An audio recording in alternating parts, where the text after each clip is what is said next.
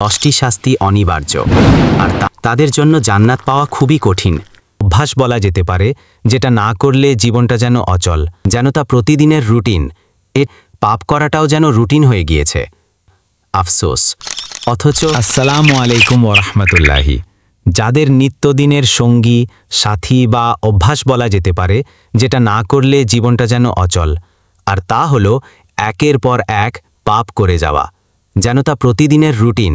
এটাই বাস্তব যে আমাদের অধিকাংশ মানুষের এটাই যেন প্রতিদিনের নিয়মিত কাজের ন্যায় পাপ করাটাও যেন রুটিন হয়ে গিয়েছে।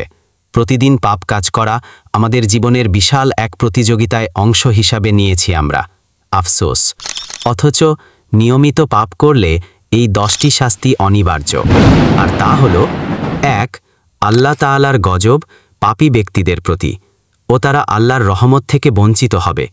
আর যারা হাসরের দিনে আল্লাহর রহমত হতে বঞ্চিত হবে, তাদের জন্য জান্নাত পাওয়া খুবই কঠিন, কারণ সবাই তো আল্লাহর রহমতেই জান্নাত লাভ করবে ইনশাআল্লাহ।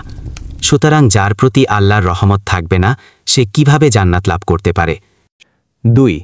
ইবাদতে মন না বসা, যেমন নামাজ, রোজা, কোরআন পাঠ করা, দোয়া ও জিকির করা, আরও ইত্যাদি ভালো ভালো কাজগুলোকে ভারী মনে হওয়া। 3. রিজিকে সংকট আসা।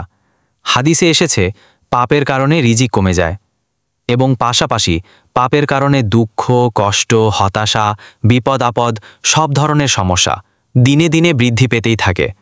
এক পর্যায়ে চারদিক থেকেই বিপদ নেমে আসে। 4. হৃদয়ের কঠোরতা, মন হতে আল্লাহর ভয় ও নরম ভাব চলে যায়, সব সময় মেজাজ খারাপ থেকেই যায়। 5. অধিক গুনাহে আসক্ত হওয়ার ফলে আল্লাহকে চিরতরে ভুলে যাওয়া। 6. হঠাৎ মৃত্যু ও খারাপ পরিণতির ভয়, মৃত্যুর সময় ঈমান হারানোর ভয়। 8. আখিরাতে ভয়াবহ শাস্তি, জাহান্নামের আযাব। 9. তওবা করা কঠিন হয়ে যাওয়া, যত বেশি পাপ জমে তওবা করা ততই বেশি কঠিন হয়। 10. দোয়া কবুল না হওয়া, পাপের কারণে দোয়া কবুলের প্রভাব কমে যায়, অথচ পাপ কাজ ত্যাগ করলেই দোয়া কবুল সুনিশ্চিত ইনশাআল্লাহ। তাই পরিশেষে সংক্ষেপে বলা যায়, যারা একের পর এক পাপ করেই যাচ্ছেন, তারা দুনিয়া ও আখিরাত সব হারাবেন। এজন্য অতি দ্রুত এখনই সব পাপ কাজ ছেড়ে একমাত্র আল্লাহর সন্তুষ্টির জন্য আল্লাহর পথে ফিরে আসুন। প্রিয় ভাই ও বোন আমার, পাপ কোনো ছোট বিষয় নয়। যতই ছোট থেকে ছোট পাপ করো, তার কিন্তু ঠিকই বিচার হবে। আর এই পাপ কাজ মানুষকে আল্লাহ থেকে দূরে আর শয়তানের কাছে নিয়ে যায়। তাই আসুন আমরা সবাই তওবা করি, আল্লাহর কাছে ক্ষমা চাই, আর গুনাহ থেকে সবসময় বাঁচার চেষ্টা করি। কখনোই হতাশ হওয়া যাবে না। মনে মনে নিয়ত করুন, কঠিন নিয়ত, আমি ফিরব আমার মহান রবের দেখানো পথে ইনশাআল্লাহ। আল্লাহ তাআলা আমাদের সবাইকে গুনাহ থেকে সর্বদাই দূরে থাকার তৌফিক দান করুন। আমিন।